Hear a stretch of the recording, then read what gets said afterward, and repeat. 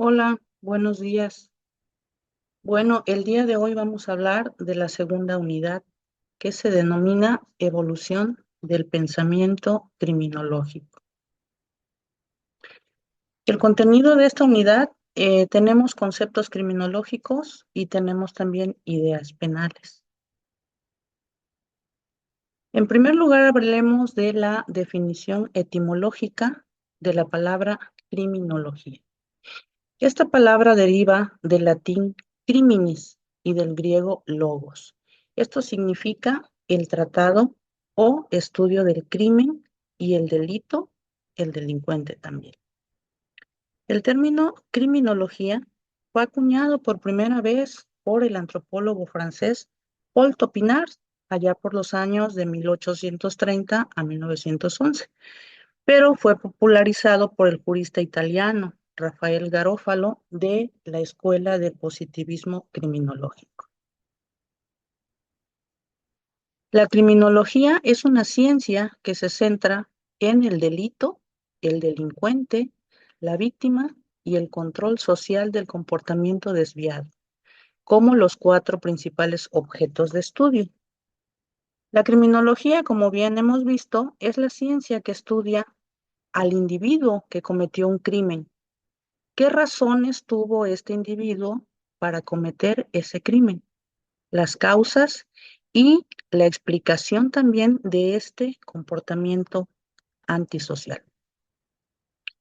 La criminología es una ciencia interdisciplinaria, ¿sí?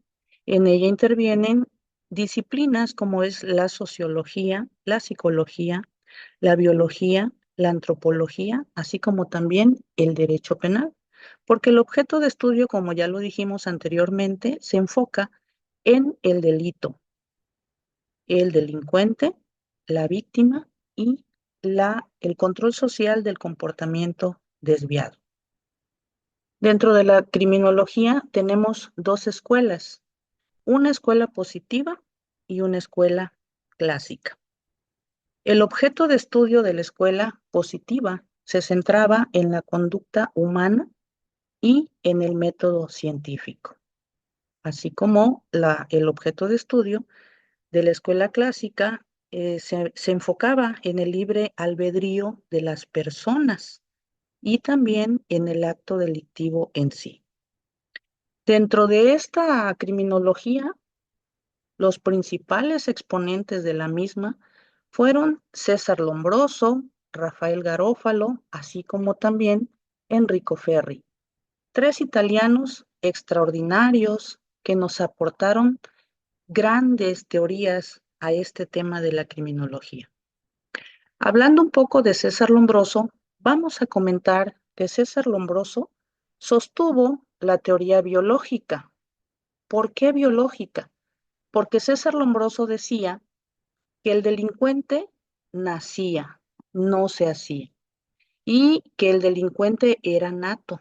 Así también clasificó al delincuente como, por ejemplo, él decía que había un delincuente loco moral, que el delincuente era nato, un delincuente pasional, además de que también él decía que una persona con ciertas características morfológicas era delincuente.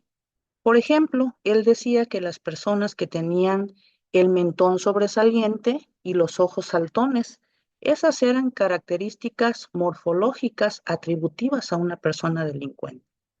Rafael Garófalo nos legó la corriente psicológica. Rafael Garófalo decía que las personas delinquían porque tenían trastornos mentales, como por ejemplo esquizofrenia, psicosis, epilepsia, entre otros.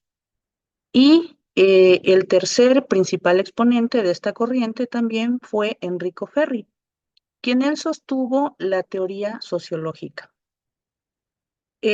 ¿Por qué la teoría sociológica? Porque Enrico Ferri decía que el delincuente cometía actos ilícitos porque influían en él, en el entorno social, y que había factores tanto endógenos como exógenos para cometer un crimen.